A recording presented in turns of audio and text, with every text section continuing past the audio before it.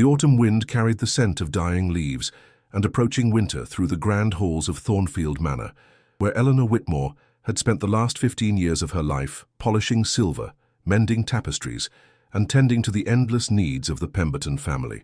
Her weathered hands moved with practiced precision as she arranged fresh chrysanthemums in the crystal vase that adorned the main foyer, each petal positioned with the care of someone who understood that beauty, even temporary, mattered. At 42, Eleanor carried herself with quiet dignity, despite the weight of years spent bending to serve others. Her auburn hair, streaked with premature silver, was always pulled back in a simple bun, and her grey dress, the uniform of service, had been mended so many times that it told the story of her dedication in its very seams. She had arrived at Thornfield as a young widow, with nothing but the clothes on her back and a heart heavy with loss, seeking only honest work to survive. The manor itself stood like a jewel against the Virginia countryside, its red brick facade and white columns speaking of old money and older pride. Inside, Persian rugs covered polished hardwood floors, and portraits of long-dead Pembertons gazed down from gilt frames, their painted eyes seeming to judge all who passed beneath them. Eleanor had learned to move through these spaces like a ghost, efficient and invisible, her presence acknowledged only when something needed doing.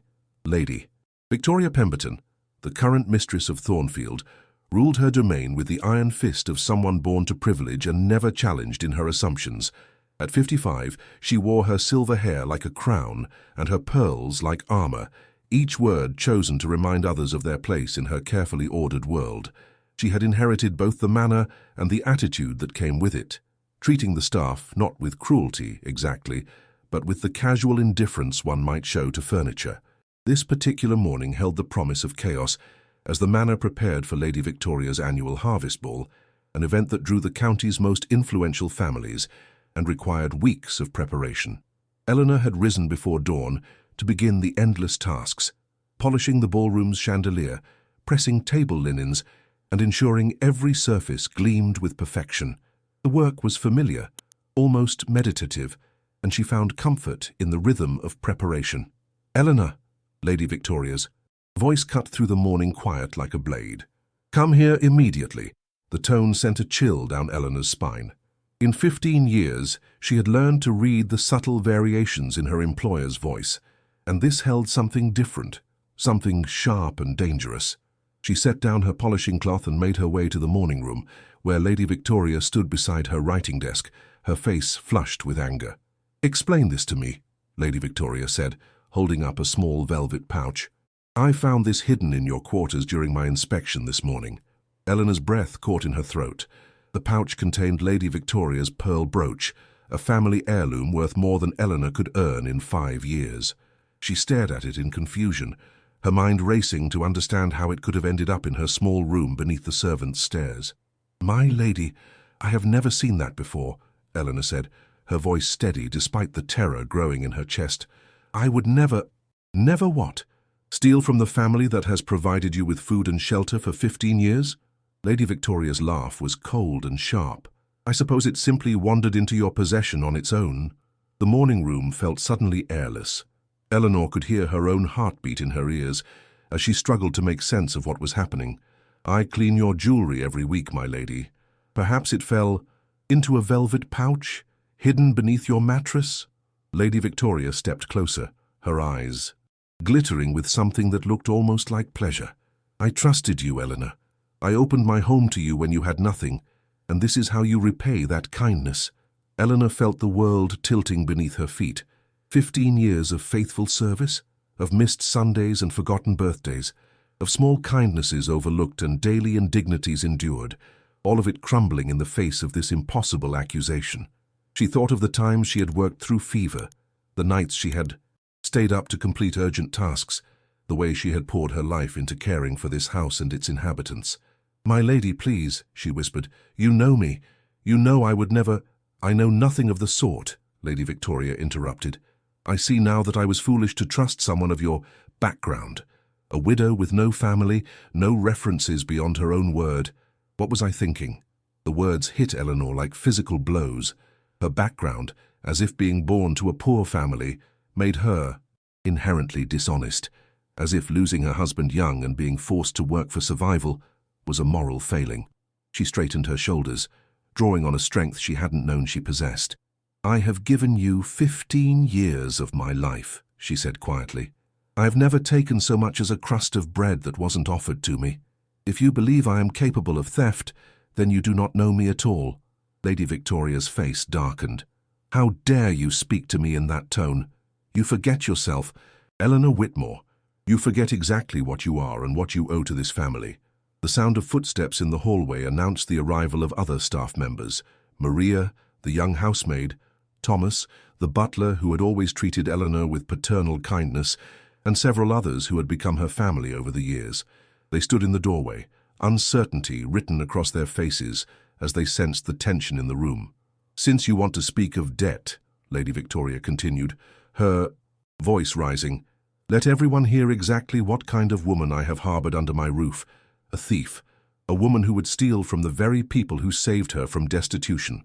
Eleanor felt her cheeks burn with shame, not for any wrongdoing, for she knew her own innocence, but for the public nature of this humiliation. These people had been her colleagues, her friends, her only family. To see doubt creeping into their eyes was almost unbearable. "Pack your things," Lady Victoria commanded. "You have 1 hour to leave my property, and consider yourself fortunate that I don't summon the sheriff. Your years of service have earned you that much mercy, though perhaps I am being too generous." The dismissal hung in the air like smoke from a dying fire. Eleanor looked around the room that had been her world for 15 years, at the morning light streaming through windows she had cleaned countless times, at the furniture she had polished until it gleamed, at the faces of people who had shared her daily life but now looked at her with suspicion and pity. She did not beg, she did not weep. Instead, she nodded once, her spine straight and her dignity intact despite everything. "I will be gone within the hour," she said quietly. Then, meeting Lady Victoria's eyes directly, she added, "I pray that someday you will discover the truth of what happened here today." As Eleanor turned to leave, she caught sight of her reflection in the mirror above the mantelpiece. A woman worn by years of service but not broken, her eyes holding a spark of something that might have been resolve. She had lost her position, her home, and her reputation in the span of a few minutes, but she had not lost herself. The walk to her small room felt endless, each step echoing in the suddenly hostile corridors of Thornfield Manor. Behind her, she could hear the whispered conversations beginning, the seeds of gossip that would spread through the county like wildfire. By evening, everyone would know that Eleanor Whitmore, the quiet housekeeper, had been dismissed for theft. But as she began to pack her few belongings into the same worn carpet bag she had carried when she first arrived, Eleanor felt something unexpected stirring in her chest. Not anger exactly, and not despair, but something harder and more durable. For 15 years, she had defined herself by her service to others, had found her worth in her usefulness to the Pemberton family. Now, cast out and accused, she would have to discover who Eleanor Whitmore truly was, when stripped of everything she thought she knew about herself. The autumn wind rattled the small window of her room, carrying with it the promise of winter, but also, perhaps, the distant whisper of spring. Eleanor's carpet-bag felt heavier with each step as she walked away from Thornfield Manor, though it contained little more than it had 15 years ago, a few changes of clothing, her mother's worn Bible, and a small tin box holding her meager savings. The gravel driveway crunched beneath her feet, each sound marking her departure from the only home she had known since William's death. The October sky hung grey and heavy above her, threatening rain that would turn the dirt roads to mud and make her journey even more difficult. She had nowhere specific to go, no family to take her in, no friends beyond the walls of Thornfield. Her parents had passed years ago, and William's family had never accepted their marriage to a girl from the wrong side of town. She was, in the truest sense, alone in the world. As she reached the main road, Eleanor paused to look back at the manor one final time. From this distance, it looked like something from a fairy tale, all elegant lines and graceful proportions, with smoke curling from its many chimneys and autumn flowers still blooming in the gardens she had tended. It was difficult to believe that such beauty could harbor such cruelty, that the home which had sheltered her could cast her out so completely. The sound of approaching hoofbeats made her step aside as a carriage rounded the bend, its wheels throwing up small clouds of dust. Eleanor recognized the driver as Mr. Henderson, who ran the general store in the nearby village of Millbrook. He slowed his horses as he drew near, his weathered face creasing with concern. "Mrs. Whitmore, what brings you out on the road with your bag? You're not leaving Thornfield, are you?" Eleanor hesitated, unsure how much of the morning's events had already spread. Mr. Henderson had always been kind to her during her occasional trips to his store, treating her with the same courtesy he showed his wealthier customers. She owed him honesty, even if it would soon turn to suspicion. "I've been dismissed," she said simply. "Lady Victoria found cause to end my employment." Mr. Henderson's eyebrows rose in surprise. "Dismissed? After all these years? But you've been there since, well, since shortly after your husband passed. What on earth could have happened?" The question hung between them like a bridge Eleanor wasn't sure she wanted to cross. She could feel the weight of truth pressing against her chest, but she also understood that once spoken, words could not be taken back. Her reputation, already damaged, could be destroyed entirely by what she said next. "There was a misunderstanding about some missing property," she said carefully. "Lady Victoria felt it best that I leave immediately." Something in her tone must have conveyed more than her words, because Mr. Henderson's expression softened with understanding. He had lived in these parts long enough to know how quickly rumors could grow and how little protection servants had against the accusations of their employers. "Climb up," he said, patting the seat beside him. "I'm heading toward Millbrook and it's no weather for walking. We can sort out where you're bound from there." Eleanor accepted his kindness gratefully, settling her bag at her feet as Mr. Henderson encouraged his horses forward. The familiar countryside rolled past them, fields preparing for winter, farmhouses with smoke rising from their chimneys, children playing in yards while their mothers hung washing on lines. It was a world she had observed from the windows of Thornfield, but rarely participated in, and now she wondered if she would find a place within it. "There's talk in town about positions opening up," Mr. Henderson said as they drove. "The Prescott family is looking for help with their new baby, and Mrs. Gardner at the boarding house mentioned needing someone reliable. Good references would help, of course, but—" "I doubt Lady Victoria will provide those," Eleanor said quietly. Mr. Henderson nodded grimly. "Aristocrats can be peculiar about their grudges, but there are other ways to prove your worth. Mrs. Gardner is a practical woman who values hard work over fancy recommendations." They rode in comfortable silence for a while, the steady rhythm of the horses' hooves, creating a kind of meditation. Eleanor found herself thinking not about the accusation or her lost position, but about the strange sense of possibility that seemed to be growing alongside her anxiety. For 15 years, her days had been dictated by the needs and schedules of others. Now, for better or worse, her time was her own. As they approached Millbrook, Eleanor could see the familiar collection of buildings that made up the village centre, the church with its white steeple, the general store, the blacksmith shop with its glowing forge, and several neat houses lined up along the main street. It was smaller and simpler than the world she had left behind, but there was something honest about it that she found comforting. Mrs. Gardner's boarding house stood at the end of the main street, a two-story building with fresh white paint and yellow curtains in its windows. A sign by the front gate advertised clean rooms, honest prices and good meals, and the small garden beside the house showed signs of careful tending even as the growing season came to its end. "Thank you for your kindness, Mr. Henderson," Eleanor said as she climbed down from the carriage. "I won't forget it." "Everyone deserves a fair chance, Mrs. Whitmore," he replied. "I hope you find what you're looking for here." Eleanor watched him drive away before turning to face the boarding house. Through the front window, she could see a woman with graying hair and a flour-dusted apron moving about what was clearly a kitchen. Taking a deep breath, Eleanor walked up the front path and knocked on the door. The woman who answered was perhaps 60 years old, with sharp blue eyes and the kind of practical bearing that spoke of a life spent solving problems. She looked Eleanor up and down, taking in the carpetbag and the tired expression, and her face softened slightly. "Mrs. Gardner, I presume," Eleanor said. "I'm Eleanor Whitmore. Mr. Henderson mentioned you might have need of help." "Might at that," Mrs. Gardner replied. "Though I should warn you it's hard work for modest pay. I run a respectable house, but it's not a mansion with a staff of 20. "I've worked hard all my life," Eleanor said. "I'm not afraid of honest labor." Mrs. Gardner studied her for a long moment, as if trying to read something in Eleanor's face.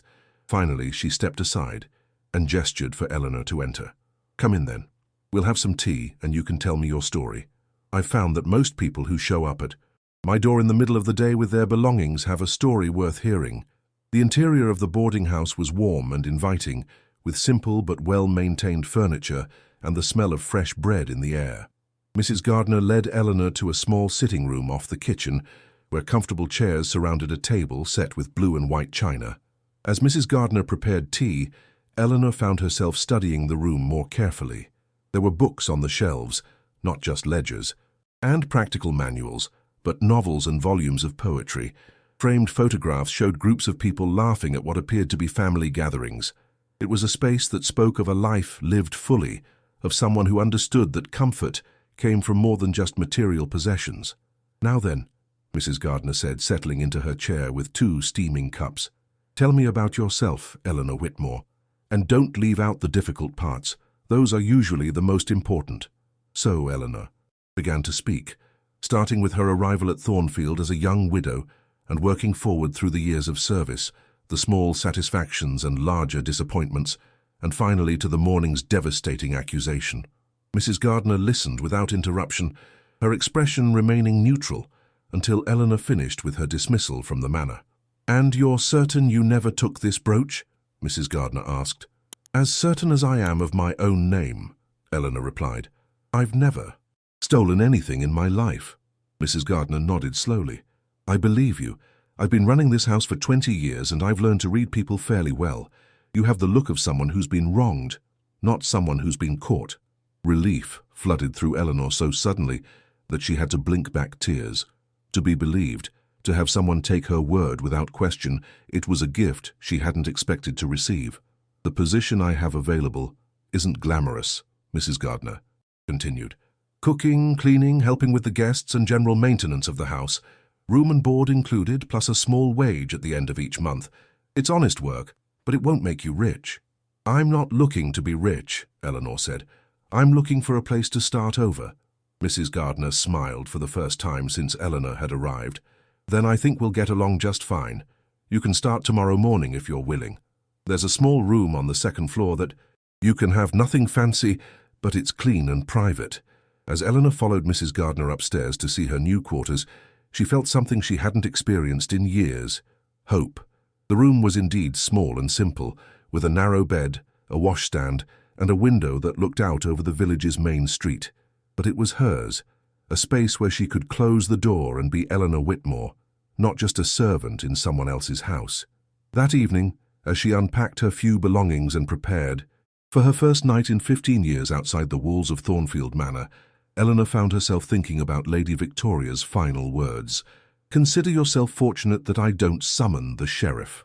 The phrase had been meant as a threat, but sitting in her new room with the sounds of a peaceful village outside her window, Eleanor wondered if perhaps she was fortunate after all. Sometimes, she reflected, losing everything was the only way to discover what truly mattered. And as she drifted off to sleep in her narrow bed, Eleanor Whitmore began to dream not of the past she had lost, but of the future she might yet create. Eleanor's new life at Gardner's boarding house began before dawn, with the sound of Mrs. Gardner moving about the kitchen below. After 15 years of rigid schedules at Thornfield Manor, Eleanor found the rhythm of the boarding house both familiar and refreshingly different. Here, the work was just as demanding, but it felt purposeful in a way that her previous position never had. Mrs. Sarah Gardner, as Eleanor learned to call her, ran her establishment with the efficiency of a woman who had learned to depend on herself. She had been widowed young, much like Eleanor, but had inherited enough money to purchase the boarding house and transform it into a thriving business that served traveling merchants, visiting relatives, and the occasional newcomer looking for a place to establish roots in Millbrook. "The secret," Sarah explained, as she showed Eleanor how she liked the breakfast table set, "is treating people like guests in your home rather than customers in your business. They pay for a bed and meals, but what keeps them coming back is feeling welcome." Eleanor absorbed this philosophy along with the practical skills Sarah shared: how to manage multiple breakfast orders simultaneously, the art of making beds that looked inviting rather than merely neat, and the delicate balance of being friendly with guests while maintaining appropriate boundaries. It was work that engaged both her hands and her mind, and she found herself looking forward to each day's challenges. The boarding house typically accommodated 8 to 10 guests at any given time, and Eleanor quickly learned to read the subtle rhythms of their needs.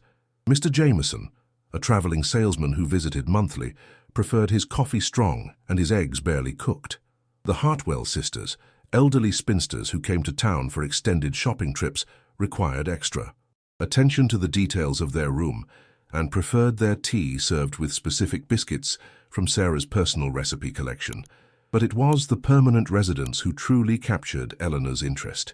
Mrs. Caroline Foster, a teacher at the village school, had lived at the boarding house for 3 years while saving money to purchase her own small house.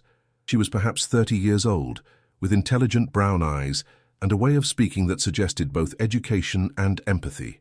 Eleanor often found herself lingering in the dining room after meals, drawn into conversations about books and current events that reminded her how much she had missed intellectual stimulation during her years at Thornfield. "You have excellent insights about Mr. Dickens," Caroline said one evening, as they discussed a novel Eleanor had borrowed from the boarding house's small library. "Have you considered that your own experiences might give you a unique perspective on his themes of social justice?" The suggestion startled Eleanor. She had never thought of herself as someone whose opinions about literature might be valuable, having spent so many years in a position where her thoughts were neither sought nor welcomed.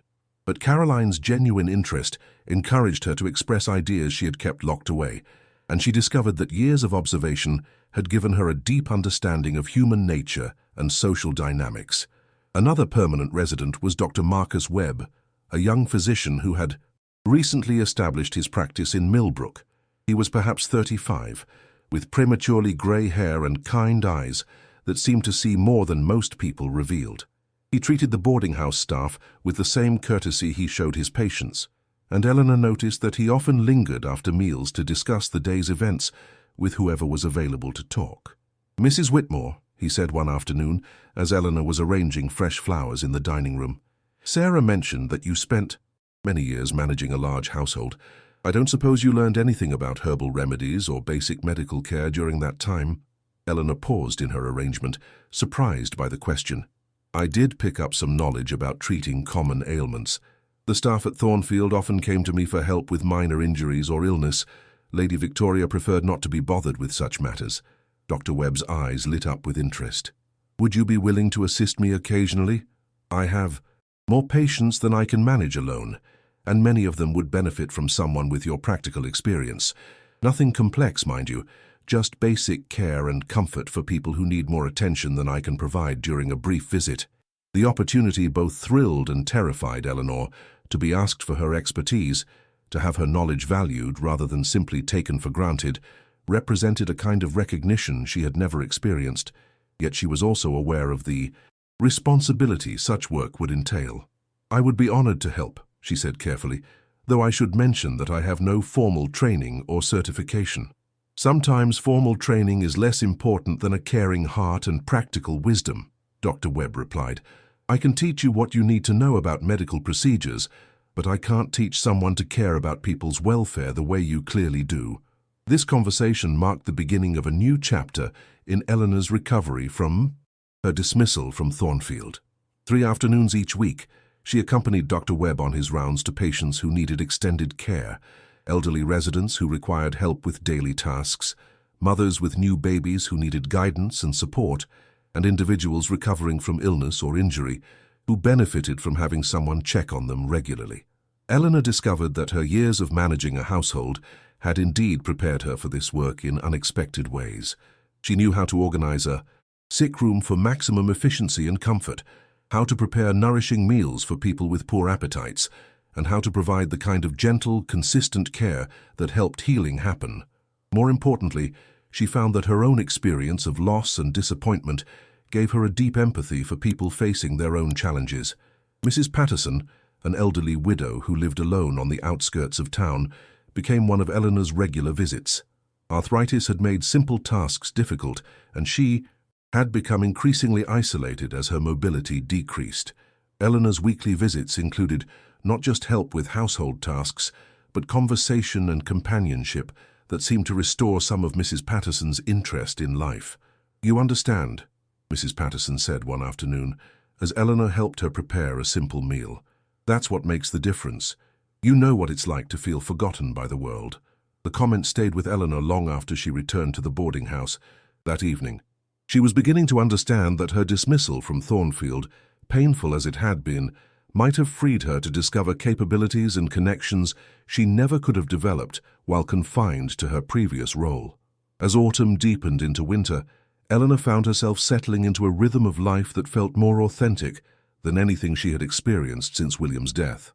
Her days were full, but not frantic, challenging, but not overwhelming. She was developing genuine friendships with Caroline and Dr. Webb, earning respect from the boarding house guests, and discovering that she had skills and insights that others valued. The only shadow over her contentment was the occasional reminder of her unresolved situation with Lady Victoria.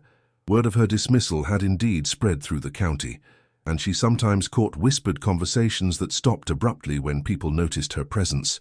The accusation of theft followed her like a stain she couldn't wash clean, affecting not just her reputation but her confidence in her own worth.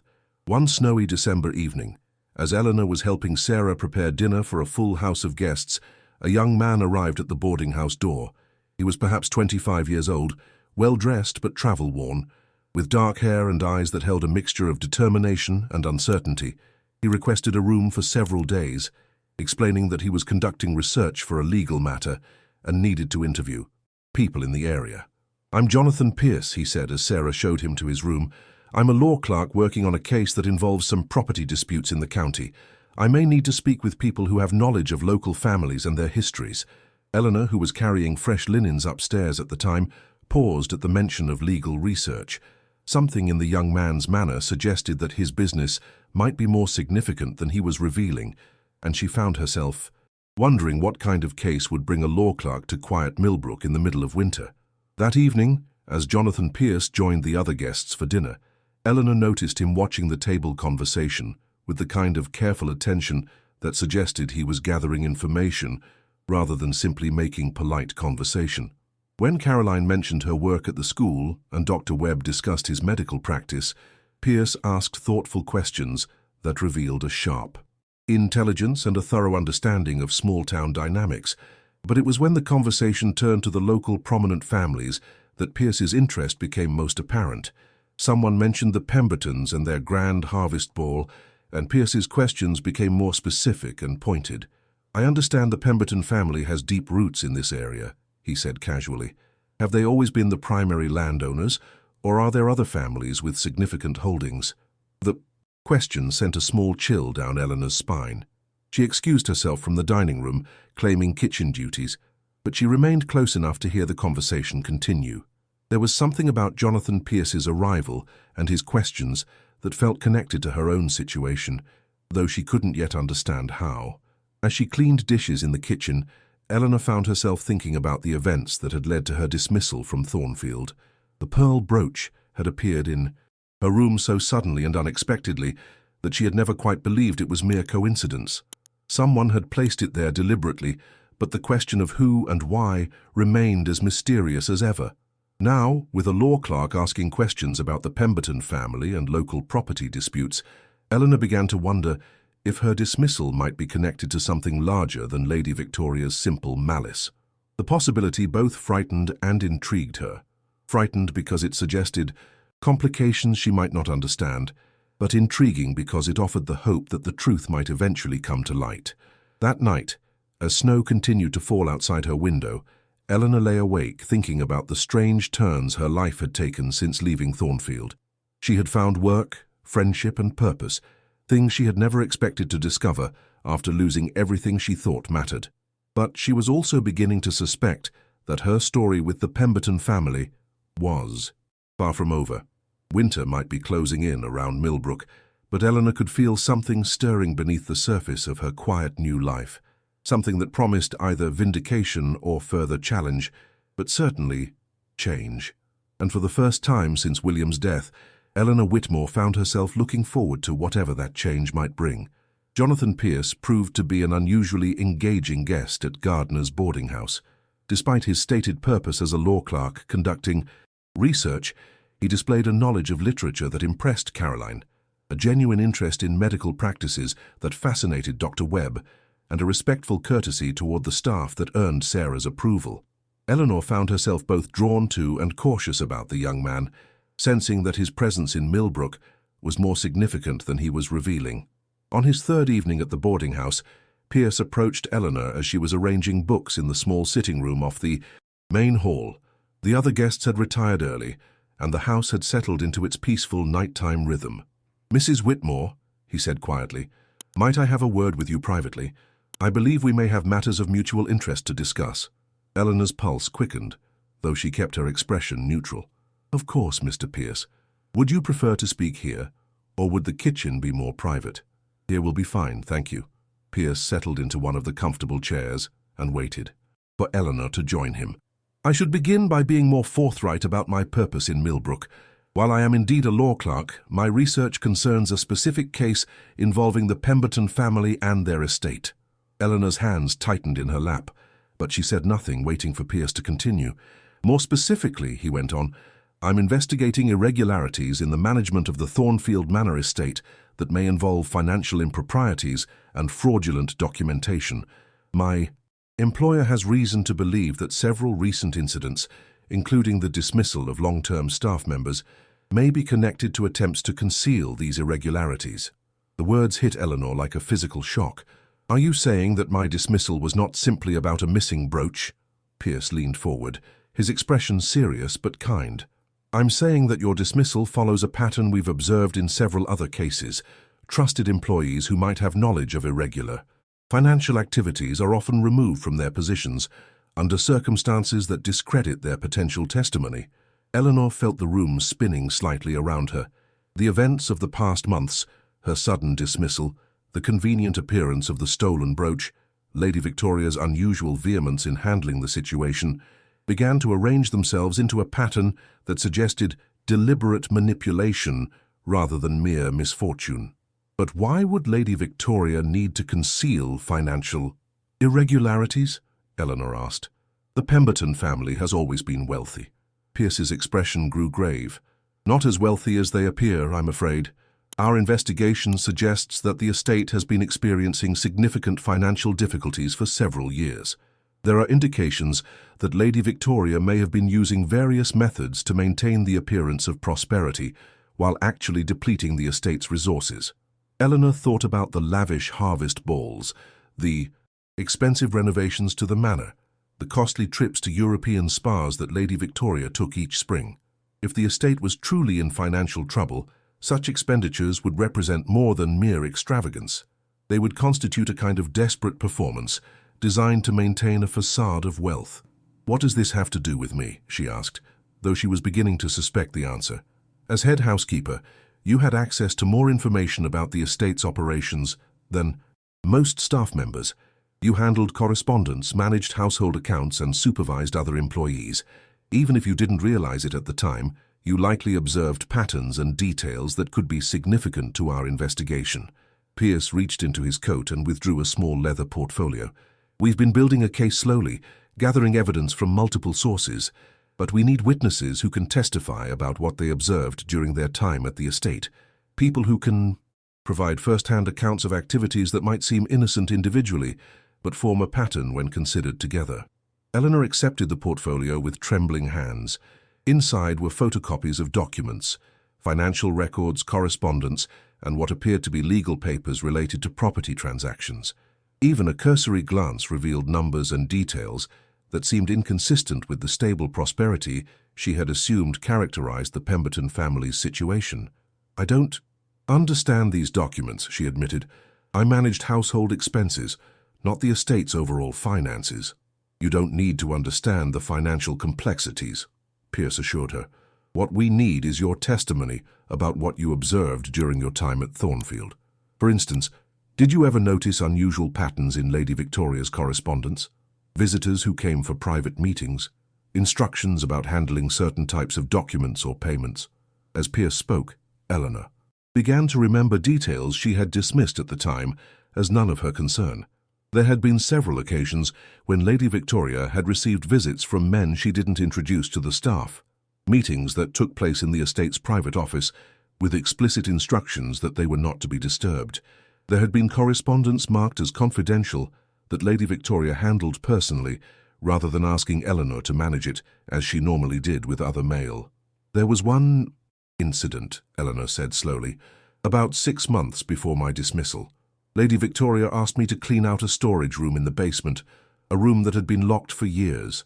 I found boxes of old documents and was instructed to burn them without examining their contents. At the time, I assumed they were simply outdated household records. Pierce's eyes sharpened with interest. Did you burn all of them? Eleanor felt a flutter of something that might have been guilt. Not all. Some of the papers were so old and fragile that I was concerned about the safety of burning them in the household fireplace.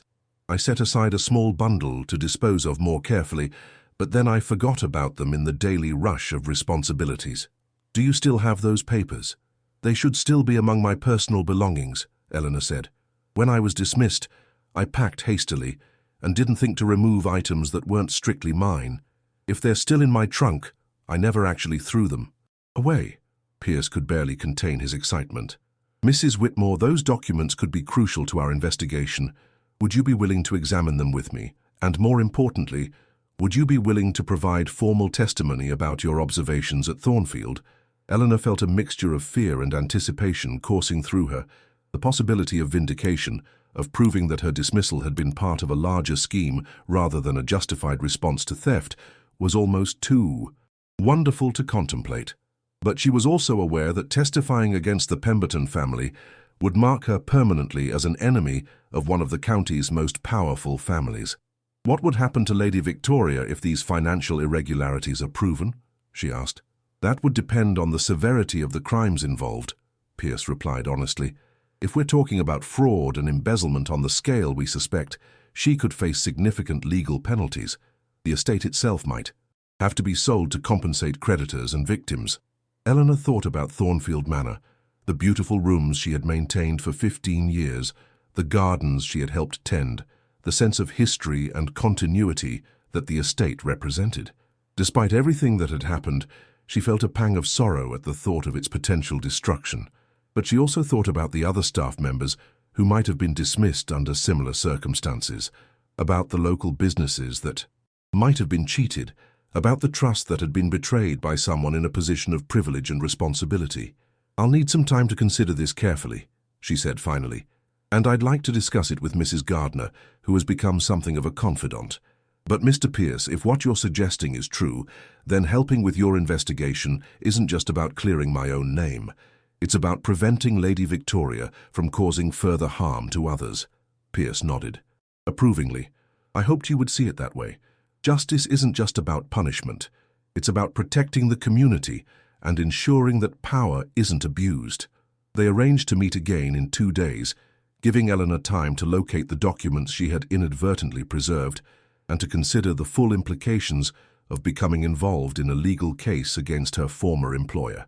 As Pierce excused himself for the evening, Eleanor remained in the sitting room, staring at the portfolio of evidence, and trying to absorb the magnitude of what she had learned. Sarah found her there an hour later, still sitting in the same chair with the documents spread before her. Eleanor. Sarah's voice was gentle but concerned. Is everything all right? You look as though you've seen a ghost. Eleanor looked up at her employer and friend, realizing that she had indeed seen something spectral, the ghost of the life she thought she had been living at Thornfield Manor, revealed now to be a facade covering something much darker and more complex. Sarah, she said quietly, I think I'm about to become involved in something that will change everything, and I'm not sure whether to be terrified or relieved. Sarah settled into the chair across from Eleanor, her expression serious but supportive. Tell me, she said simply. Whatever it is, we'll face it together. As Eleanor began to explain Jonathan Pierce's revelations and their implications, she felt something she hadn't experienced since her dismissal from Thornfield. A sense that truth, however complicated and challenging, was finally beginning to emerge from the shadows where it had been hidden. The path ahead might be difficult, but for the first time in months, she could see it clearly.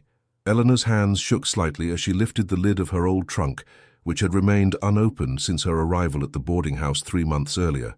Sarah sat beside her in the small room, offering silent support as Eleanor searched. through layers of carefully packed belongings for the document she had forgotten in the chaos of her dismissal from Thornfield. "Here," Eleanor whispered, her fingers touching a small bundle wrapped in faded cloth. "I remember placing them here for safekeeping, thinking I would dispose of them properly when I had more time." She unwrapped the bundle carefully, revealing perhaps 20 sheets of yellowed paper covered in faded ink. Some were clearly legal documents, complete with formal seals and witness signatures. Others appeared to be personal correspondence, and still others looked like financial records from decades past. Sarah leaned closer as Eleanor spread the documents on the small table by the window. "What are we looking at?" "I'm not entirely certain," Eleanor admitted. "These were among papers Lady Victoria instructed me to burn from the locked storage room. They seemed too old and fragile to burn safely, so I set them aside." She paused, studying one document more closely. "This appears to be a deed or property transfer dated," she squinted at the faded writing, "1847. The mathematical calculations startled both women.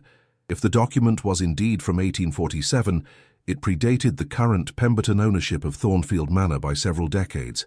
Eleanor had always understood that the estate had been in the family for generations, but this document suggested a more complex history of ownership. "Look at this one," Sarah said, pointing to another paper. "It appears to be a letter, but the handwriting is difficult to read." Eleanor picked up the letter carefully, holding it toward the window for better light. The script was elegant but faded, and several words were illegible due to age and handling. However, she could make out enough to understand that it was addressed to someone named Dearest Margaret, and appeared to discuss financial arrangements related to property holdings. "Margaret," Eleanor murmured.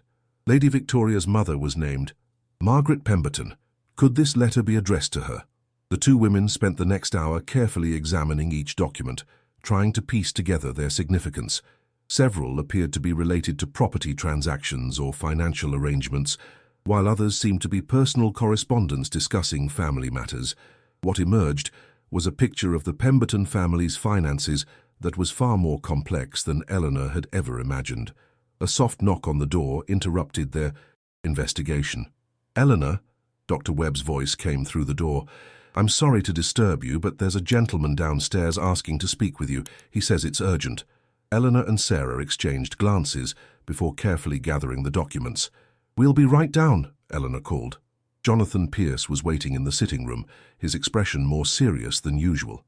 He rose as Eleanor and Sarah entered, and Eleanor noticed that he carried a larger portfolio than he had brought to their previous meeting.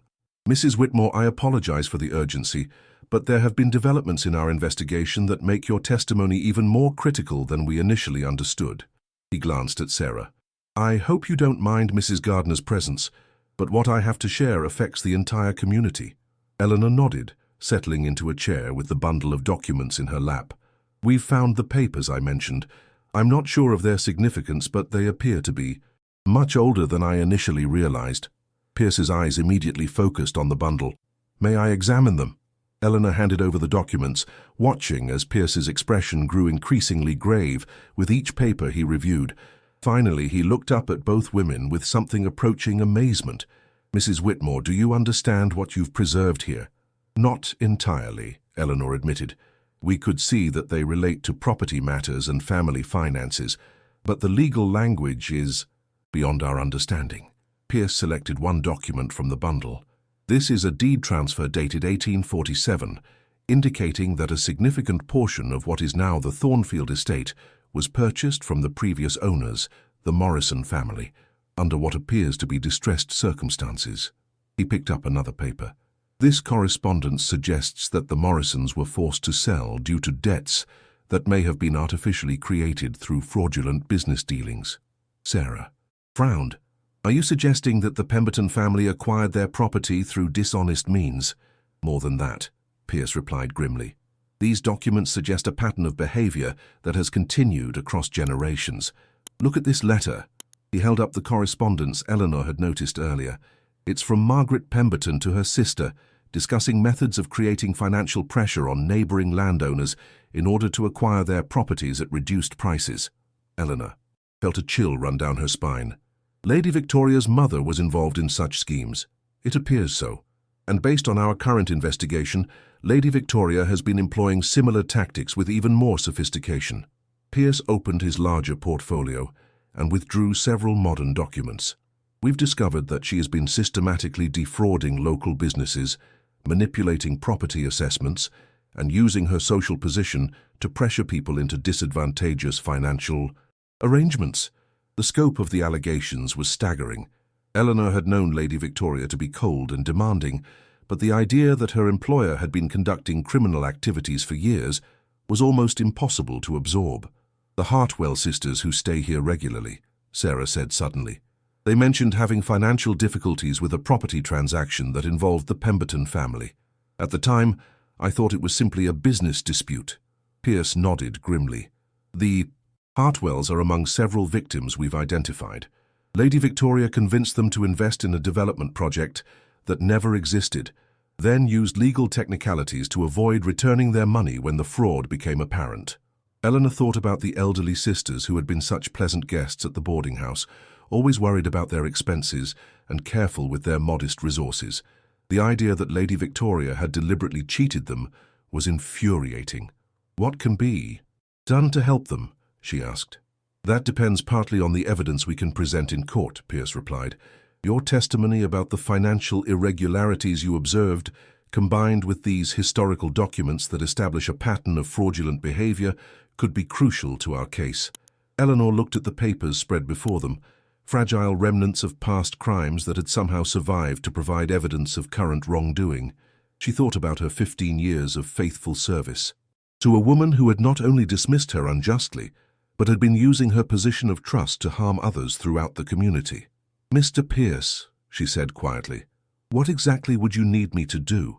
"We would need you to provide a formal deposition describing what you observed during your time at Thornfield, the unusual meetings, the private correspondence, the instructions to destroy documents, and any other activities that seemed unusual or secretive."